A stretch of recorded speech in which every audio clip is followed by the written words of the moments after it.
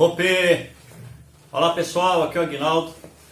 Estamos aqui para trazer mais uma dica para você referente ao problema de sensorral no A20. Me acompanhe, não pule o vídeo para você não perder informações importantes.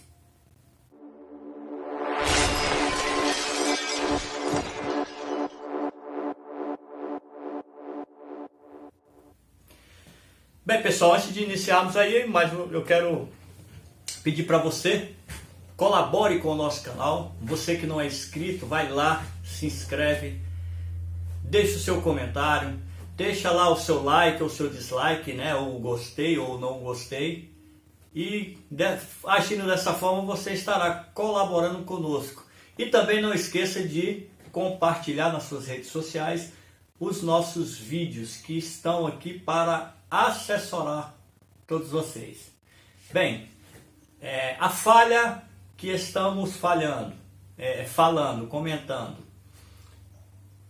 Você tem o seu aparelho, em específico nós estamos falando do A20, o A205. E esse aparelho, quando a tela descansa, você pode pulsar a tecla Power que ela não vai acender novamente. Então é necessário que você faça force o religamento do aparelho, ou então desconecte a bateria e conecte novamente para que ele volte a ligar. E o que a gente passeando pelas redes sociais, pela internet, a gente consegue ver muitas informações a esse respeito. E aí quando você menciona o problema, né, esse problema de sensorral, a informação verifica se tem oxidação. Beleza, você tem que verificar. A análise visual ela é responsável por cerca de 90% das soluções nos aparelhos smartphones. Então vamos lá. Oxidação, beleza, não tem. Aí eu verifico o flex estava mal conectado. Não está. O flex está rompido, rasgado, deteriorado, danificado.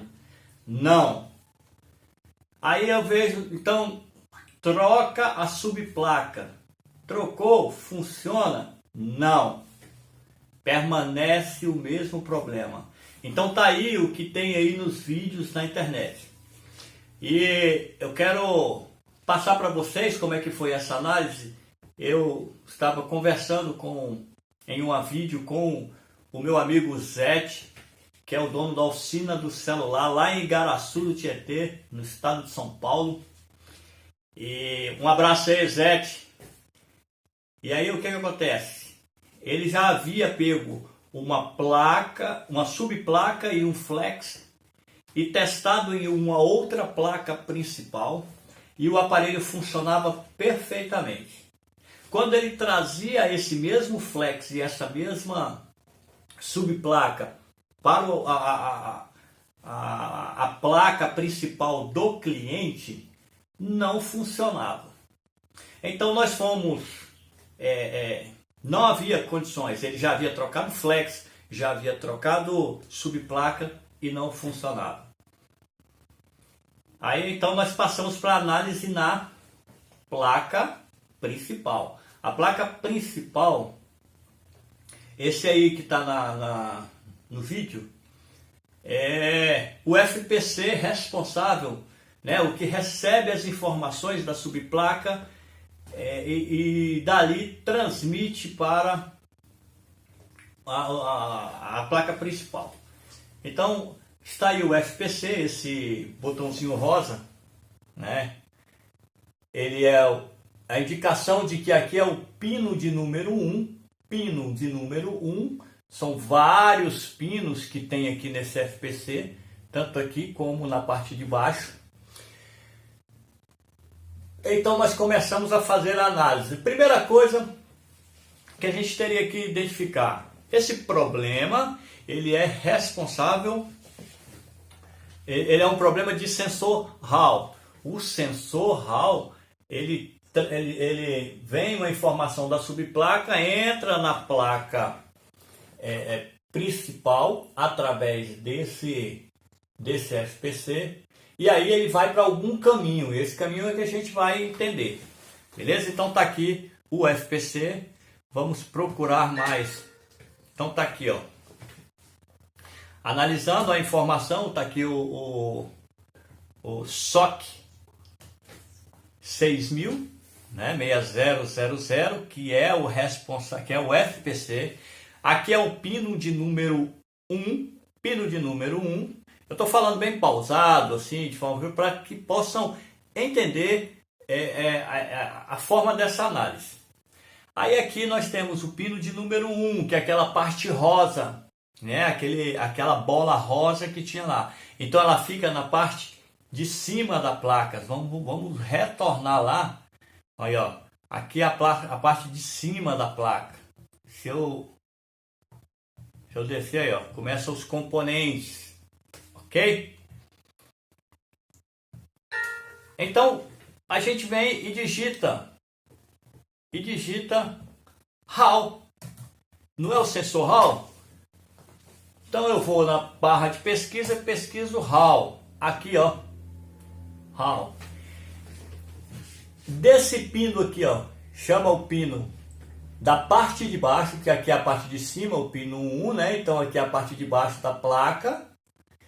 E aí nós contamos 1, 2, 3, 4, 5, 6, 7. O oitavo pino é referente ao sensor HAL. Se a gente copiar e colar esse sensor HAL, essa nomenclatura, olha, é bom entender que daqui para cá, ó, essa malha, não existe nenhum componente. Então vamos ver para onde que ele vai. Pesquiso, ele vai para cá, ó, a malha aqui, HAL underline int. Ele vai diretamente para o processador. Então ele vai diretamente para o processador. Vamos ver, ó. Aí, o CP 400, unidade de processamento, né? 400. Então vai direto para o processador. Vamos ver. Existe nessa malha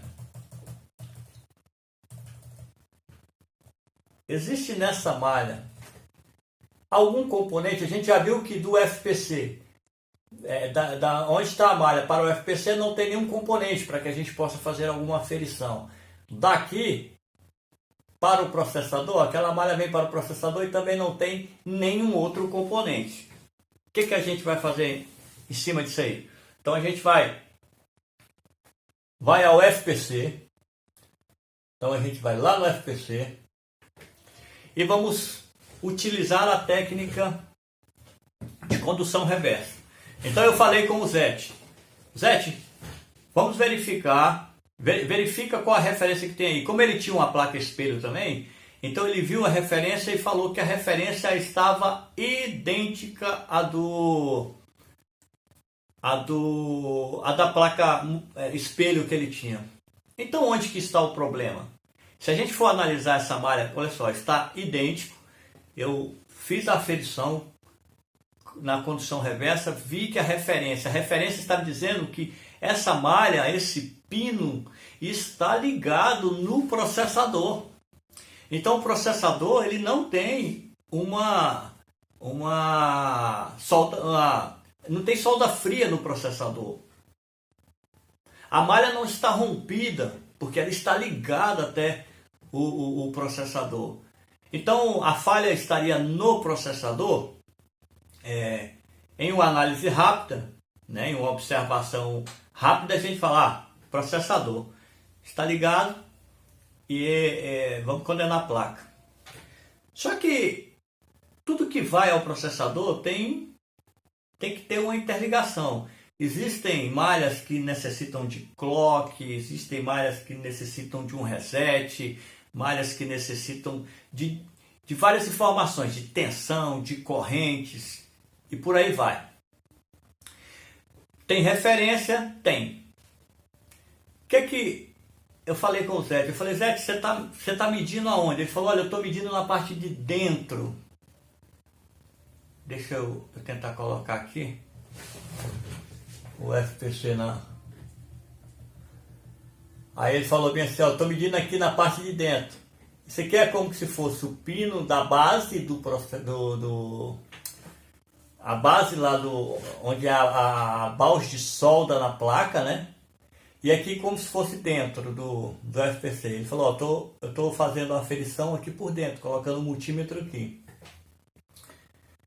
Falei, Zé, olha só, vamos fazer a última análise, porque se está tendo referência, pode estar acontecendo o seguinte, quando você coloca o multímetro aqui, esse pino pode estar com solda fria, você coloca o multímetro e aí ele vai dar o contato, e daí apresenta a referência. Então faz o seguinte, Zé, verifica se esse pino está bem soldado, se não tem uma solda fria, verifica aí.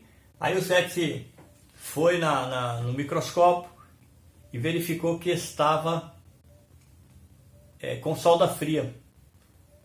Daí uma coisa que poderia ser processador, né? Então com uma análise visual, tá vendo? Análise visual, que ele colocou no microscópio e verificou se o pino estava bem soldado. E o pino solda fria, ele fez a ressolda e o aparelho voltou a funcionar normalmente. Então essa é a dica que eu quero passar para vocês, né? Nunca descarte, teste, faça a análise completa da malha responsável pelo componente que está apresentando problema no aparelho, para que a gente possa, ao final, chegar ao parecer conclusivo de reparo ou dando perda na placa. Uma coisa que eu quero que vocês observem também, olha, aqui eu tenho vários modelos, né? Porque o A20 é o A205. Aqui nós estamos falando A205YN, o pino de número 16. Se for aqui, ó, A205GN, o pino também é o número 16, isso significa que é o oitavo pino também. O A205 também o pino 16, 205, né, G, né? O 205FN também o pino de número 16. Agora se eu venho aqui no A205F, o pino já é o 21. Então, só que é o seguinte, tudo indica que isso pode estar tendo alguma falha nesse esquema elétrico, porque quando a gente vai adquirir uma subplaca para esse aparelho, a gente simplesmente pede a placa do A20, a subplaca do A20, né? Então, eu nunca vi um fornecedor perguntando qual é o A205F, porque o 205F é diferente, né? Então, teoricamente, seria isso. Teoricamente, ó, a subplaca do A205F tinha que ser diferente, ok? E aí, se porventura alguém já pegou o A205F nesse modelo, eu peço para você que você coloque o seu comentário aqui, né? E se você tiver aí na sua bancada uma placa do A205F, verifica se o pino do sensor Hall, se ele é o 21 ou se ele faz referência ao 16. Mesmo porque, ó, o pino 16 nesse aqui está indo do outro lado, tá vendo? Então aqui a gente modifica, é modificado até a numeração do FPC. Ok? Então, galera, Fica essa dica aí, desculpa por ter alongado um pouco nesse vídeo, mas é para que você tenha até mesmo uma breve compreensão da leitura de esquema elétrico para você melhorar suas atividades aí. Mais uma vez, deixe o seu like, o seu comentário, um forte abraço e até a próxima!